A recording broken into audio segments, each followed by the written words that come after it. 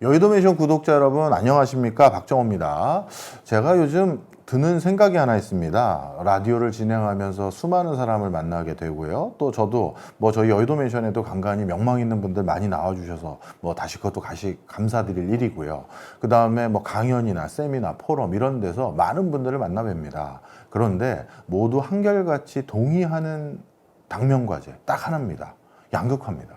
그리고 이 양극화가 너무 심해져서 지금 민주주의 자체의 위기 또는 국가 시스템 자체의 붕괴, 여기까지 걱정해야 되는 상황이 아닌가라고 얘기할 정도까지 와 있는 것 같습니다. 그만큼 양극화가 참 고질적인 문제가 됐는데요. 그런데 제가 오늘 드리고 싶은 말씀은 이 양극화, 우리가 국가의 높은 분들에게 이렇게 양극화가 심해졌는데 해결하지 않고 뭐 하는 거냐? 지적질할 것도 지적질해야 되고, 또 뭔가 정책적 담론이 있었을 때 우리가 다들 나름대로의 생각을 댓글이나 또는 여러 가지 방법으로 전달하면서 이게 맞는 거 아니냐, 의견 개진하는 것도 필요하겠죠. 그런데 만약에요, 내가 생각하는 올바른 방식이라고 하는 것들이 실제 정책에 투영되지 않거나, 아니면 높으신 사람들 중에서 열심히 일을 하지 않고 좀 뭔가 안일하게 일해가지고 자꾸 양극화만 심화되고 국가가 좀 진짜 산으로 가버리는 이런 꼴이 됐었을 때, 실제 그런 과정에서 양극화로 인한 피해를 내가 온전히 당하면 정말 억울하고 비참하고 안타까운 건 개인밖에 없습니다. 그래서 국가 시스템 차원에서도 보완해야 될 거 열심히 지적도 하고 문책도 하고 문제의식도 제기해야 되는 것도 해야겠고, 또 좋은, 저 사람이 왠지 해결할 것 같은데 라고 보이는 사람에 대해서 유권자 한 사람을 우리가 뽑기 위한 노력도 해야 되는데, 그거 못지않게 자구적인 노력을 꼭 해야 된다라는 걸 제가 요즘 통계적으로 확인한 게 있습니다. 제일 먼저 보여드리는 통계는 대한민국 소득 5분위 배율이라는 지표입니다. 이 5분위 배율이라는 건 양극화를 확인하기 위한 가장 기초적인 통계 지표 중에 하나입니다. 간단히 말씀드리면 숫자가 올라가면 올라갈수록 양극화 정도가 심화된다는 겁니다. 그래도 이 통계 지표가 어떻게 만들어진 건지 궁금해 하시는 분들이 계실 것 같아서 간단히 설명드리면요. 분모는 하위 20% 사람들이 가지고 있는 소득이고요. 분자는 상위 20% 사람들이 가지고 있는 소득입니다. 그러니 분자가 커졌다, 이 얘기는 달리 말하면 상위 20% 사람들이 그 나라 전체 부 중에서 가지고 있는 비중이 높았을 때 분자가 커질 것이고, 분모가 커지는 건 하위 20% 사람들이 그 나라 전체 부에서 가져가는 비중이 금액이 컸을 때 분모가 더 커지겠죠. 그런데 분자가 자꾸 커져가면 숫자가 어떻게 되겠어요? 숫자가 커질 거 아니겠습니까? 그래서 소득 5분위 배율이라는 이 지표가 숫자가 커지면 소득 양극화가 심해진다는 겁니다. 통계청이나 국가 통계 자료를 바탕으로 제가 직접 그린 겁니다. 1990년부터요, 우리 언제냐면 1997년 외환위기까지, 그때까지 이 소득 5분위 배율이라는 게 나름대로 쭉 수평을 그리면서 큰 변화가 없었습니다. 그죠? 그러다가 1997년 IMF 외환위기 이후부터 어떤 변화가 생기기 시작하냐면 조금씩 소득 5분위 배율이라는 숫자가 올라가기 시작해요. 이거 즉 양극화가 심해지는데, 돈 많이 버는 사람들의 소득이 돈 적게 버는 사람들의 소득에 비해서 엄청 부쩍부쩍 올라가기 시작하네 라는 인식을 갖게 됩니다. 그러다가 언제 이게 크게 벌어졌냐면 2007, 8년 글로벌 금융위기 이후 어떻게 됐느냐, 2011년 넘어서부터 굉장히 큰 편차가 일어나서 소득에 있어서 어떤 일이 생겼냐면 상위 소득자들이 가져가는 비중이 엄청 높아져서 소득 5분위 배율이 굉장히 크게 치고 올라갔어요. 자, 이게 2011년, 12년 요때까지 일어났던 흐름입니다. 정리하자면요, 우리나라는 IMF 외환위기 이전까지만 하더라도 그래도 그때도 잘 버는 사람, 못 버는 사람 편차 분명히 있었지만 더 벌어지지도 않고 계속 그 상태가 횡보됐었는데, IMF 외환위기 이후부터 슬슬 이 편차가 점점 벌어지기 시작하더니 글로벌 금융위기 이후에는 이게 굉장히 큰 편차로 벌어졌다가 그게 여기까지 흘러온 거예요. 그런데 그 뒤에 어떻게 됐느냐? 2012년부터 소득 5분위 배율의 숫자는 점점 줄기 시작해서 물론 IMF 외환위기 전 수준까지 낮아지진 않았습니다만 그래도 예전보다는 많이 완화됐습니다. 자, 이 통계가 주는 시사점이 뭔지 말씀드릴게요. 우리 국가에서 복지제도 많이 늘렸고 복지 예산 엄청 늘렸는데 그것 때문에 내가 뭐 더 잘 살아진 것도 아니고 양극화만 심해졌는데 이게 무슨 복지 무슨 효과가 있느냐? 자, 그런데요. 소득 5분위 배율이라는 이 통계를 보면 효과가 있었습니다. 우리 갑자기 다니던 회사에서 실직했는데 그 실직해도 그래도 마음 좀 놓으면서 아, 내가 한두 달은 쉬었다가 이제 다시 열심히 구직 활동 좀 해보려고 하는 분들, 그렇게 한숨 돌리면서 구직 활동할 수 있게끔 시간적 여유를 둔 거, 이게 바로 복지 제도들로 인해서 실업수당도 완비하고 늘려왔기 때문에 있었던 일이에요. 물론 불법적이고 부당하게 실업급여 받는 분들도 있습니다. 왜 모르겠어요. 회사 조금 다니다가 실업급여 받을 수 있는 시점 되면 턱 그만두고 또 구직 활동을 적극적으로 진짜 하고 있는 게 아니라 단순히 구직 활동하는 걸 증빙하기 위해서 오늘 면접 보러 왔다는 거 증빙 이거 빨리 써주세요. 이거부터 얘기하는 친구들도 대반이에요. 하지만 분명한 것은 이렇게 악용하는 사람도 부분적으로는 있지만 그런 복지 제도에 대해서 우리가 탄탄하게 조금씩 늘려왔던 여러 가지 그런 기반들 때문에 이제 소득 하위 계층들이 그래도 생활을 할 수 있는 조금씩 터전들을 아직도 부족한 부분은 있겠지만 늘려왔기 때문에 소득을 기반으로 5분위 배율을 만든 것은 예전보다 많이 개선된 것은 분명한 상황입니다. 따라서 소득 추이로 인했었을 때는 상위 소득자와 하위 소득자의 편차가 많이 개선됐습니다. 그런데 이번에 보실 5분위 배율은요, 소득이 아닙니다. 자산입니다. 지금 제가 집계한 통계가 2015년부터 2025년까지를 그림을 그려왔는데요. 보시면 아시겠습니다만 자산 5분위 배율의 이 통계는 계속 편차가 벌어지고 있어요. 아까 소득 5분위 배율과 달리 자산 5분위 배율은 이제 분자가 상위 20%, 분모가 하위 20%는 똑같은데 아까는 상위 20%의 소득, 하위 20%의 소득이 아니라 이번에는 상위 20%의 자산, 하위 20%가 가진 자산을 놓고 5분위 배율을 그린 통계인 거예요. 그러면 자산을 바탕으로 5분위 배율을 그려보면 양극화가 점점 더 심해진다는 걸 이렇게 통계에서 확인할 수 있는 겁니다. 그래서 결론부터 말씀드리면 대학교 막 졸업했었을 때는 내 친구 좀 공부 잘했는데 그래서 걔가 어디 취업했는데 난 걔보다 공부 못했어. 아니면 내 친구는 경력이 많아서 어디 그래도 경력 인정받아서 취업을 어디로 했는데 나는 사실 뭐 개인적으로 공무원 공부하다가 2, 3년 깨먹어서 경력이 없어서 내가 지금 사회생활 처음 했는데 이렇게 편차를 두고 사회생활을 시작해도 그 사회생활을 어디에서 했던 간에 그것으로 인해 받게 되는 소득이 생각보다는 큰 차이가 안 나더라는 거예요. 그런데 내 친구가 가지고 시작하는 자산, 그리고 내가 가지고 시작하는 자산은 이제 좀 달라진 거죠. 내 친구는 결혼한다니까 부모님이 집을 장만해 주는 거예요. 나는 결혼해서 부모님이 집을 장만해 줄 수 있는 부모님은 없어요. 그러면 내 친구도 월급 세후 한 3, 400 받고 나도 월급 세후 3, 400 받는데 그건 똑같은데 비슷한데 아니면 내 친구는 대기업 다녀서 나름대로 중견기업 다녀서 나보다 한 1, 200 더 받는지 모르겠으나 그런데 그 차이는 내가 그래도 극복하려면 얼마든지 극복할 수 있는 여지가 있는데 문제는 그 친구는 집을 들고 시작하고 나는 집이 없이 시작하고 이 편차는 점점 벌어지기 시작하는 거예요. 이게 사실이라는 거죠. 그리고 돈이 돈을 만든다고 점점 자산을 불리기 시작했고 자산 없는 사람은 자산을 불릴 기회가 없다 보니까 이 자산을 기반으로 한 5분위 배율은 점점 이렇게 격차가 커지는 겁니다. 자, 그러니 우리 사회의 양극화의 모습을 통계로 조금 더 세분화해서 들여다보면 내 주변에 돈 버는 애들 보면 나랑 답은 비슷비슷한데 도대체 왜 이렇게 양극화가 점점 심해지는 거지? 그리고 같은 회사를 다니는데 쟤는 뭔가 굉장히 윤택한 삶을 살고 있고 나는 윤택하지 못한 삶을 사는 이유는 이건 도대체 무엇인가? 이거 어떻게 설명하면 좋은가 했었을 때 소득이 아니라 자산 때문이라는 거예요.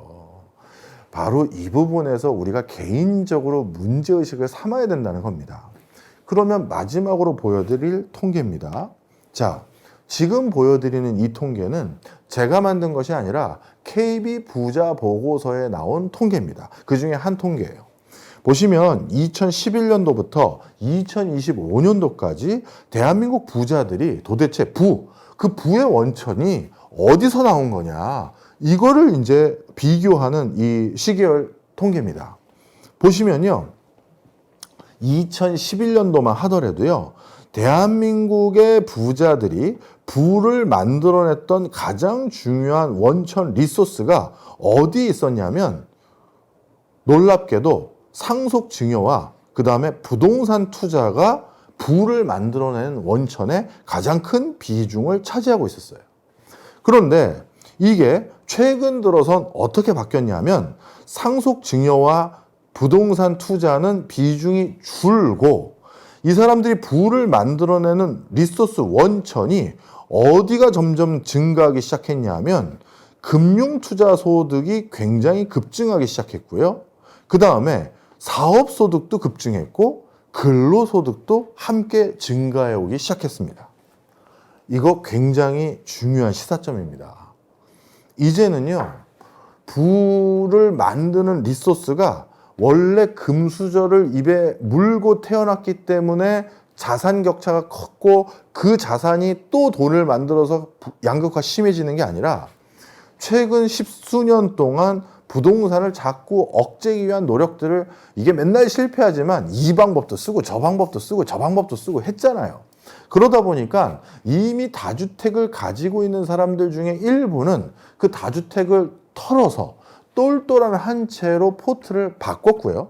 그 다음에 어떤 분은 뭐 중과세인지 아닌지 동의 안 하시는 분도 계시겠습니다만 그분들에게는 중과세를 나에게 부과하다 보니 내가 다주택자인데 이거 지금 팔아봐야 세금만 왕창 내서 내가 팔 수도 없고 그래서 내가 지금 이걸 들고만 있다라고 해서 부동산으로 쉽게 말해 부동산으로 부를 증식할 수 있는 기회가 그래도 많이 줄어들었습니다.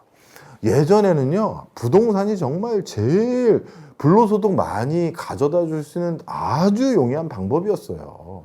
이건 정말 나중에 이제 역사책에 나올 일이지만 부동산이 돈 버는 제일 쉬운 방법이었고 옛날에 누가 주식 투자했습니까? 주식 투자하면 패가망신한다라는 소리가 있을 정도였잖아요. 그런데 그런 흐름 속에선 부자들도 부동산으로 돈 벌거나 또 상속증여한 사람도 있었어요. 그런데 진짜 한 15년 가까이 부동산을 계속 옥죄다 보니까 이제 부동산으로 내가 쌓아 올린 자산을 부동산으로 키핑하고 있는 사람은 많지만 그걸 자꾸 굴리고 해서 이번 연도에 내가 부동산으로 얼마 수익 거뒀잖아. 작년에는 얼마 거뒀어. 그래서 내가 내년까지 하면 부동산은 나 목돈 줄 것 같아. 이런 흐름은 없어요. 그냥 그게 자꾸 호가만 올라가고 가격만 올라가요. 아직 내가 처분 안 했기 때문에 내가 실질적으로 내 돈으로 들어온 건 없는 거예요. 그러니까 부를 쌓는 원천에서는 일단 부동산이 약간 배제되어 있는 거죠. 그러면 부자들은 내가 부동산 돈 많이 넣어놨는데 그게 지금은 매각할 시점이 아니고 제도가 아니니 그거 정권 바뀔 때를 기다리고 있어야겠다. 그게 아니라는 거예요. 이 통계를 보면 그런데 가만히 보니까 부동산에서는 내가 더 이상 단기간에 예전처럼 기록적인 수익률을 거두기가 어려운데 딱 봤더니 금융투자에서는 내가 대안을 좀 찾을 수 있을 것 같은데 그리고 금융투자 환경에 요즘 호재가 많는데 우리나라뿐만 아니라 미국이 더 많은데 이쪽에 대해서 누구보다도 발빠르고 순발력 있게 이동해서 최근 들어서 부자들의 부의 원천에서 가장 중요한 소득은 금융투자소득이 압도적으로 증가하기 시작해 왔고, 그리고 부자들은 원래 사업소득이 큰 것도 있고요. 이런 것들이 있지만 하여튼 금융투자를 적극적으로 해오면서 계속 부를 증식해온 거예요. 제가 바로 이 부분이 안타깝다는 겁니다. 우리 투자에 능수능란하지 않은 분들은 대부분 어떠죠? 주식 다 떡상한 다음에 이제라도 들어가야 되나? 부동산 다 오른 다음에 이제라도 들어가야 되나? 사실 오늘 제가 정말 불편한 얘기를 드릴 수밖에 없는 게, 이제는 내가 부자가 못 되는 이유들 중에 나 개인에게 있는 요인은 얼마나 있는지도 생각 많이 해보셔야 될 것 같아요. 이 통계를 보니까요.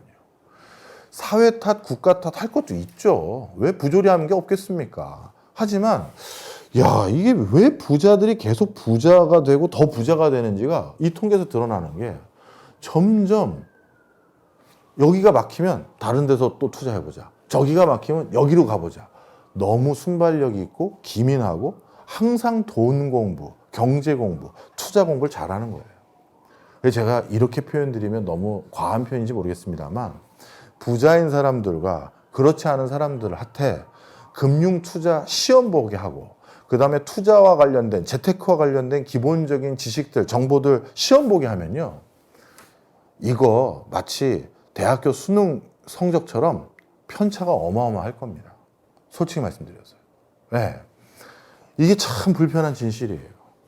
그런데 제가 보니까, 그리고 속칭 약간 자산가들, 제가 뭐 저희 사이트에서도 가끔 이게 마라톤 세미나니 뭐 빅머니 포트폴리오 세미나니 이렇게 유료 컨텐츠로 강의도 하고 직접 만나뵐 때가 있단 말이에요. 제가 일부러 그런 거 하는 것도 있어요. 왜냐하면 그런 걸 통해서 오프라인에 계신 분들을 직접 만나봐야 제가 놓치는 게 뭔지, 요즘 트렌드는 어떻게 되고 저분들은 세상을 어떻게 보는지를 알 수 있거든요. 저에게도 큰 공부가 돼요. 그래서 실제 만나보니까 어떤 상황이 생겼냐면, 야, 이분들이 그 사이에 더 투자 고수가 된 거예요. 투자에 대해서 공부를 더 많이 해놨고요.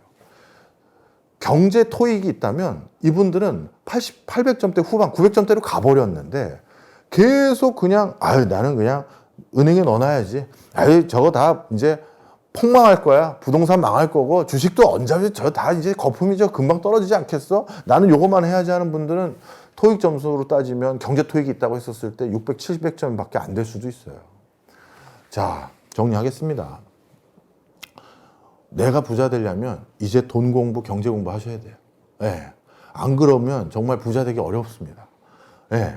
그리고 이렇게 기민하게 금융으로 투자했다가 금융 막히니까 부동산으로 갔다가 부동산 막히니까 또 해외 주식 갔다가 또 이 대한투자라고 해서 코인을 비롯해서 요즘 이쪽도 40대, 50대, 60대 투자 비중이 점점 늘고 있거든요. 오늘의 결론입니다. 사회 비판하고 국가 비판할 것도 저랑 같이 많이 해주시고요. 문제의식 가지시는 것도 많이 해주셨으면 좋겠어요. 저는 뭐 정치하는 사람 아니잖아요. 이쪽 정당이 잘못하면 이쪽 정당이 잘못한 것 같다. 제가 부동산 정책 실기하고 있다라고 몇 번씩 얘기했었고, 그죠? 그 다음에 뭐 또 잘못하면 또 잘못했다고 지난 정권에도 얘기했고, 지지난 정권에도 얘기하고 막 그러는 사람이잖아요. 그래서 그냥 유권자 한 사람으로서 국가가 잘못한 건 다 같이 저랑 얘기해 주셨으면 좋겠고요. 저랑 견해가 다른 해법 있으시면 댓글로 써주시면 박 교수가 이번에 틀린 것 같아. 이거 맞는 거 아니야? 이렇게 얘기도 해주시면 저도 또 배우죠. 그런데 그걸로 만약에 못 고쳐지면 내가 피해보면 안 되잖아요. 제발 지금이라도 돈 공부 꼭 해주셨으면 좋겠고요. 제가 그래서 간간히 대신 책도 읽어드리고, 그리고 간간히 명망 있는 분들 모셔다가 또 토크도 하고, 저도 제 개인 얘기 많이 해드리는 이유가 거기에 있다, 이렇게 보시면 되겠습니다. 그래서 여의도 멘션 같은 채널들 많이 구독들 하시고요. 그리고 또 기회 되신 분들은 우리 저희 학과뿐만 아니라 이렇게 제대로 돈 공부 시켜주는 그런 석박사 과정들, 다 야간 대학원 요즘 많아요. 저희 학교도, 저희 과도 야간 대학원이고요. 그런 데서 비슷한 고민들 하는 사람들끼리 어울려져서 요즘 저는 돈 공부 이렇게 했는데요. 김영은 어떻게 해왔어? 최하구는 어떻게 해 요즘? 그래? 그럼 우리 현장 임장 한번 가볼까? 아니면 다음 주 수업에는 박 교수님한테, 아니면 한문도 교수님께, 아니면 김재경 박사님께 우리 그냥 수업 오프라인으로 가서 현장 임장 가면서 임장은 어떻게 하는 건지, 재건축 재개발은 어떻게 바라보는 건지, 아니면 이번에는 저희 새로 모신 교수님 중에 빈센트도 있거든요. 이런 뭐 전문가들한테 이 투자 포트폴리오 가상으로 이번에 포트폴리오 다 짜오자, 이거 숙제 내달라고 해서 각각 왜 포트폴리오 이렇게 짰는지 그거 가지고 갑론을박도 하고 그렇게 해서 한번 배워보자. 이런 것들 해보시는 게 정말 좋아 보여요. 자, 그래서 진짜 경제 토익이라는 게 있다 생각하시고 내 경제 토익 점수를 매달 조금씩 경제 관련한 지식들 조금씩 쌓아서 올려봐서 경제 토익 900점 되면 그럼 다 부자 됩니까? 그건 아니지만 그래도 큰 손해 안 보고 상대적 빈곤은 벗어날 수 있다. 저는 그렇게 단언합니다. 오늘은 좀 안타까운 통계 가지고 제가 본 주제 넘게 잔소리했지만 애정이라는 거 꼭 기억해 주셨으면 좋겠습니다. 고맙습니다.